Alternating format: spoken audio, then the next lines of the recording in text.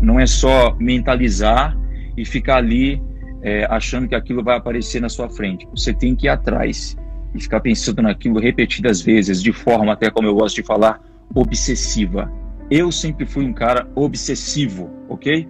Às vezes de um modo até exagerado demais. Não tenho receio de falar isso. Em alguns níveis isso pode ser negativo, em alguns níveis pode ser muito positivo, mas é quem eu sou, estou aqui para falar a verdade. Eu sempre fui obcecado por resultados e por aquilo que eu queria, sempre. Então eu visualizava aquilo, eu colocava aquilo em fotos na minha parede, eu já tinha um mural.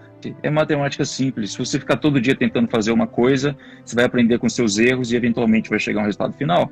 E é o que começou a acontecer comigo. O meu hobby é o meu trabalho. E pode soar um pouco, resposta bonita essa, né? Mas tudo que eu acabo fazendo acaba se tornando o meu trabalho, até algo pelo qual me divirto. Então, eu nunca parei para pensar num hobby onde, em um determinado momento, eu desconecto completamente do que eu estou fazendo, do meu trabalho principal, para fazer aquilo. Bom, eu toco piano, mas às vezes também eu mostro isso. Então, faz parte do trabalho. Então, eu não sou um cara que consideravelmente tem hobbies. Quando eu vejo, já está acontecendo. Isso acontece muito comigo hoje, e tem uma frase que remete bem a isso. Se eu quero conseguir uma coisa, eu vou conseguir. Não imediatamente, mas definitivamente. Se eu te perguntar, por exemplo, o que você quer ter, e você responde uma mansão, e se eu te perguntar de volta como é essa mansão, você tem que me saber dizer claramente como ela é. Entendeu? Então, isso para mim é clareza. Clareza, você tem que ter um nível de... Eu tive o objetivo de comprar o meu primeiro carro. O meu objetivo era tão obsessivo que eu pude comprar vários outros carros no meio do caminho, até conseguir o dinheiro para comprar esse carro, mas eu não aceitava comprar outro carro. Tinha que ser aquele, e ponto final. Ou eu continuava andando a pé, ou eu comprava o carro do meu sonho. Você deve escrever numa folha de papel as suas metas para os próximos 10 anos. E depois você dilacera isso como você quiser. E você acredita nisso? Eu acredito porque eu faço isso e funciona. Não é algo que mentalizou, vai acontecer. Não. Então não é algo místico. Não. Mentalizou, pensou recorrentemente naquilo, seus hábitos vão fazer com que ações se transformem em resultados. Porque você senta, visualiza, começa a focar naquilo que você quer e tudo mais, e eu comecei a experimentar aquilo. O mais interessante foi que só depois de anos que eu tive realmente o resultado de algo nas mãos, pelo qual eu ficava lá atrás visualizando, é que eu fui perceber que eu ficava visualizando aquilo por muito tempo. Isso é muito foda, sabe? É a sensação mais foda da lei da atração, porque é tipo, ok, você já queria muito. Aquilo para você no dia de hoje que você conseguiu, tá tão normal, é isso. Eu já começava a me vestir como uma pessoa rica, porque eu li isso num livro, achei excepcional, eu já gostava de me vestir bem também. Eu já começava a falar, já começava a ficar próximo de pessoas que tinham muito dinheiro. Você nunca terá uma segunda chance para causar uma boa primeira impressão. Sempre assim. Você nunca terá a segunda chance para causar uma boa primeira impressão. E intuitivamente eu sabia disso desde criança. Então o Finch que vocês veem hoje não começou a se vestir assim ou se comportar dessa maneira depois que começou a ter resultados. Não. Primeiro você precisa ser para ter. Se você inverter essa ordem, você não vai conseguir o que você quer. Eu li uma frase num livro do Napoleão Hill que dizia o seguinte: vista-se como pessoas ricas, se você quer ser alguém bem-sucedido. O meu trabalho eu levo a sério. E quando eu me visto assim, eu entro em um outro estado de mindset. Todos os dias que eu acordo, não me interessa quantas pessoas estão na minha casa, eu acordo sozinho e me visto dessa mesma maneira. Em todo lugar que eu vou assim no mundo, as pessoas me tratam com mais respeito. Tem um exercício muito legal também, que é de você desenhar meio que o teu dia ideal, sabe? Como que você quer acordar, se sentir acordando daqui a 5 anos. Você vai acordar, você vai no banheiro, vai fazer tal coisa, depois você vai tomar um café da manhã numa cozinha do jeito que você quer, depois você vai, enfim, no final de semana ter tempo para fazer tal coisa, você se vê jogando tênis, você tem que viver isso. Então, o que eu fazia era de forma obsessiva, e eu até assusto quando eu fazia esse exercício também do dia ideal, de como você quer viver a sua vida, porque algo muito poderoso na lei da atração e que eu fazia todos os dias é de sentar, colocar um fone de ouvido com uma música que eu gosto muito e que me inspira, e eu visualizava como que não seria só o meu dia em 5 anos, mas o meu dia hoje. Então, eu pensava em como seria o meu dia hoje, do início até o final. Você não tem ideia do quanto isso te ajuda. Eu vi uma frase uma vez que é mais ou menos assim: se você não sabe o que você vai fazer no seu dia, é melhor você continuar na cama. Porque se você não tem um lugar para ir, qualquer caminho serve. Fala lá, algo do tipo. Você precisa de saber exatamente não só o que você vai fazer hoje, mas em 5 anos. E não há problema nenhum em você viver um pouco no futuro, ok? Isso é muito bom, porque senão, como eu falei, qualquer caminho serve. Daqui a pouco você vai se ver no lugar onde você não queria estar. Eu pensei assim, ok, quais são as coisas que eu estou fazendo agora que o meu eu do futuro olharia para o meu eu do agora e falaria, cara, que coisa idiota, boba. que coisa boba. Então, em momentos de estresse, eu paro e começo a mentalizar o seguinte: o que o meu eu do futuro faria em toda essa situação? Como ele veria tudo isso? Eu sei que ele veria com tranquilidade, com sabedoria, amadurecimento, com positividade, com otimismo.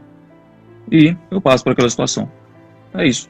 Eu não vejo um multimilionário falando assim: nossa, esse ano isso aconteceu porque o governo fez isso comigo, ou algo aconteceu, a minha sobrinha me passou a perna nisso que ela fez. São pessoas completamente autorresponsáveis. Esse é o hábito, essa coisa mais foda que eu vejo em todo cara que é milionário. Tudo que acontece com elas não ficam reclamando de sócios. Ah, o meu sócio me passou a perna, não sei o quê, jogando a responsabilidade para cima delas, sabe? Por mais que elas se sintam injustiçadas, elas não falam disso. Elas simplesmente agem como se fossem totalmente responsáveis por tudo aquilo que acontece com elas. Elas não são vítimas de nada. Esse é um ponto muito foda. E também são pessoas com uma inteligência emocional muito alta. Inteligência emocional muito alta. Não são pessoas que se magoam fácil.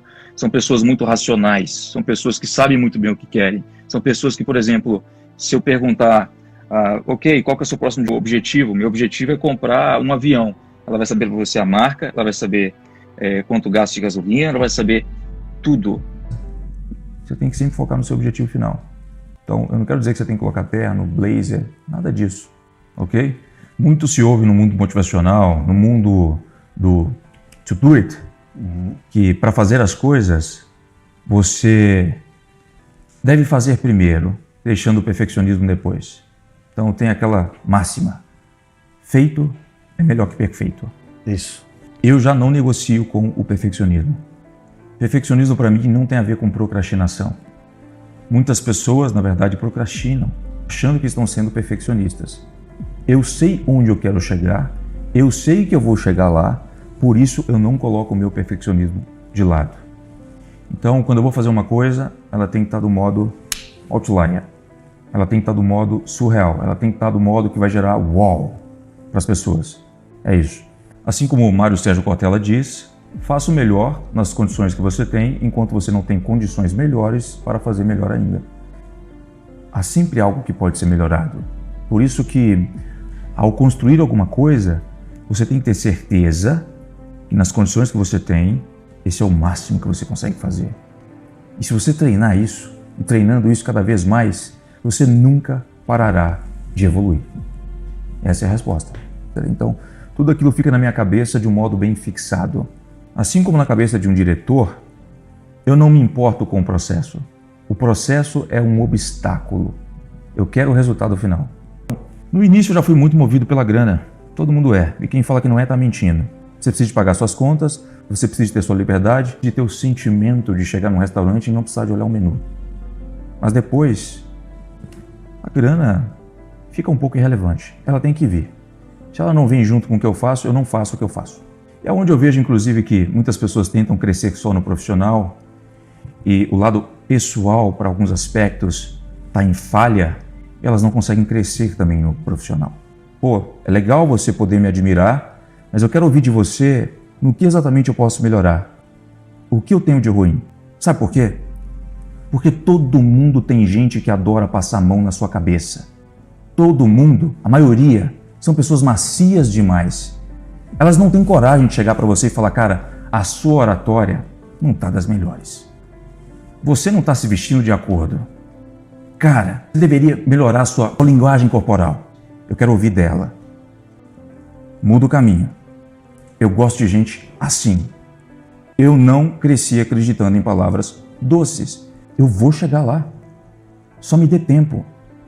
Senão, imediatamente, definitivamente. Cara, é você aguentar uma crítica e não inventar desculpinha. Fica na sua. Escuta e diga obrigado. Eu vou fazer melhor. É você olhar para dentro de você mesmo numa terceira pessoa, tirando o seu ego, tirando vaidade, qualquer outra coisa, e assumir que a responsabilidade por estar fazendo a coisa como você está fazendo é sua. As risadas, as histórias, você já deu. A vida é sobre isso. É porque naqueles momentos passados, você viveu completamente um momento. Você tem história para contar. No meu leito de morte, eu quero poder contar com satisfação o quão extraordinária foi a minha vida.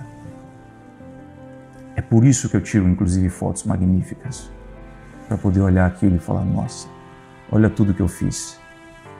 Olha o que eu senti no dia em que eu fui para Aspen, que eu patinei no gelo, que eu saltei de uma montanha, que eu pulei de paraquedas, que eu conheci essa garota. Olha o que eu senti no dia que eu almocei nesse restaurante, que eu entrei com a postura confiante, que eu era atraente e todas as pessoas estavam olhando para mim. Olha o que eu senti no dia que eu dei essa palestra. A vida é sobre isso. Momentos.